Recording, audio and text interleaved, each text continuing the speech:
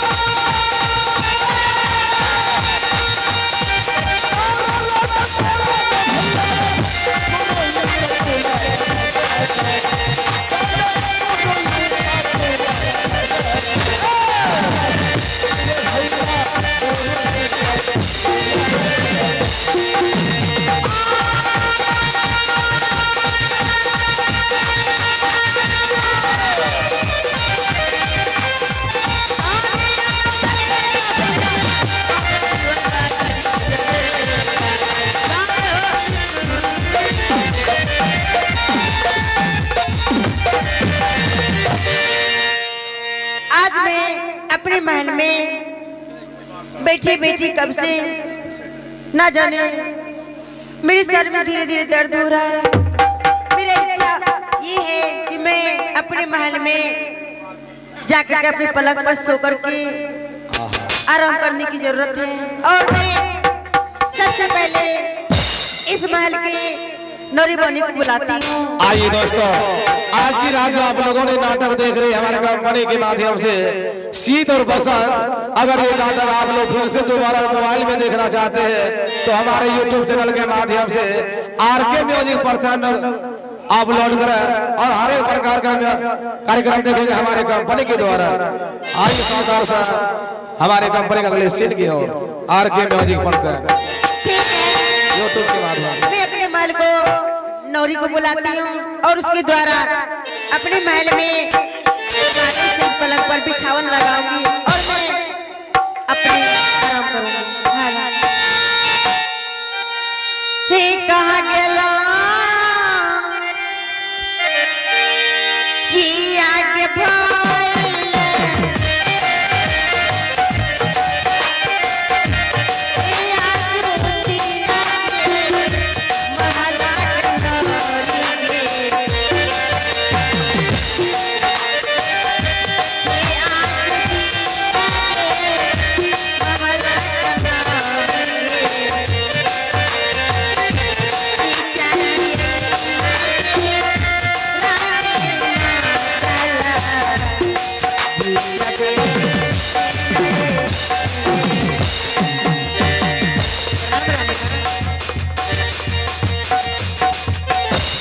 बात है रानी माँ।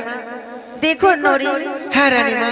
मैं तुम्हें इस वक्त इसलिए दरबार में बुलाई हूँ, शायद तुम्हें कुछ भी मालूम नहीं होगा। किस लिए बुलाए हैं रानी माँ? मैं इसलिए बुलाई हूँ किस लिए रानी कि माँ? मुझे इस वक्त आराम की जरूरत है। मेरे लिए तुम बिछावन लगा करके पूरी तरह से रेडी कर दो, मैं सोऊंगी। ठीक है रानी माँ। ठीक है, चलिए। एक खुशी मनसा लगई है गनारी के,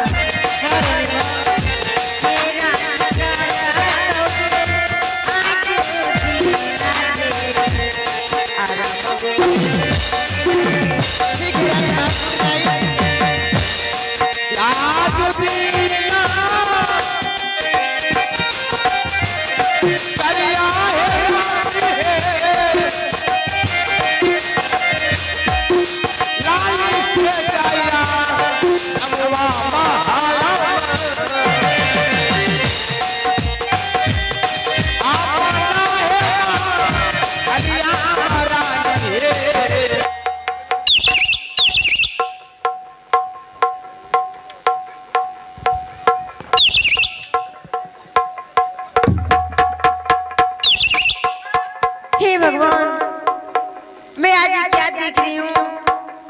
अपने महल में मेरी बिछावन पर बगरो और बगरोइन के बच्चा गिर करके अपनी जान दे दिए। हे भगवान, मैं जो आज सपनों में देख रही हूँ और वो हकीकत में देख रही हूँ। ठीक है, सब कुछ बताने से पहले मैं पहले महामंत्री को बुलाती हूँ। महामंत्री, महारानी जी प्रणाम। महामंत्री, आय आपने मन बड़ा झूझ देखे छियै या? हाँ मैं बहुत, आग में ठंडी लगले या? नहीं, मैं कुछ अजीब सी सपना दिख रही हूँ आज। तो इस समय आप महाराज से मिलना चाहते हैं? हाँ महारानी जी अभी अभी आप जाइए, बिछावन तक आराम कीजिए, अभी हम महाराज का आवाज लगा रहे हैं। ठीक है, जल्दी बुलाइए। महारानी जी पर काबू धीरे धीरे कमजोरी भेल जाए चाहिए नहीं हो। आइए पुणे महाराज से मिलते हैं।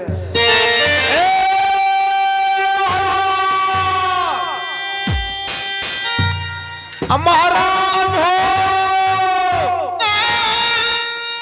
हो रबियावला।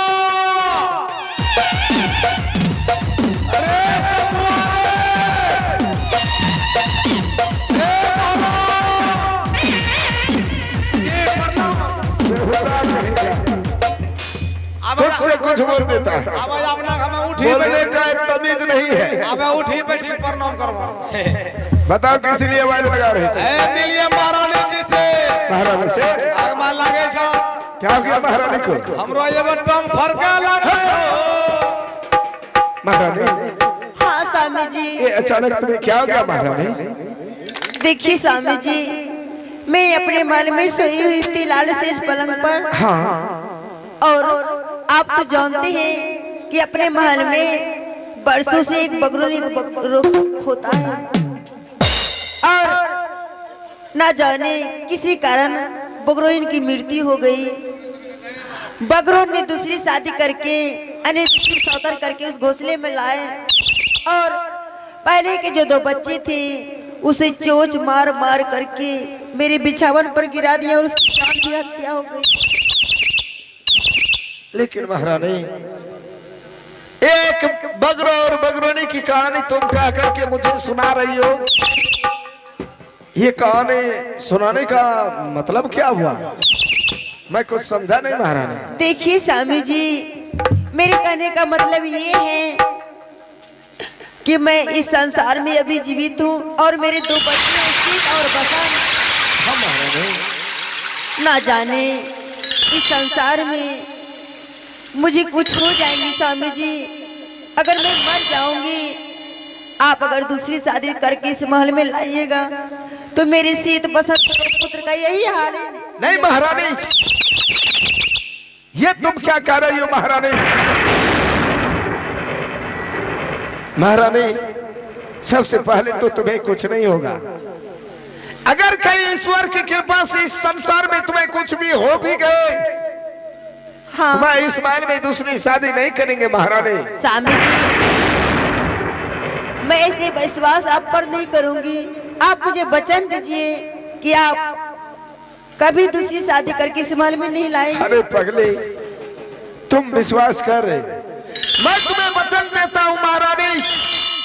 अरे तुम्हें इस संसार में अगर कुछ हो भी जाएंगे, मैं दोनों बच्चे सीता और बसंत को देख करके रह जाऊंगा, लेकिन दूसरी शादी कभी नहीं करेंगे महारानी। क्या स्वामी जी, आप मेरे मर जाने के बाद कभी दूसरी शादी नहीं कीजिएगा? नहीं महारानी। लेकिन स्वामी जी, क्या मेरे सर में दर्द बहुत जोर से हो रहा है। क्या?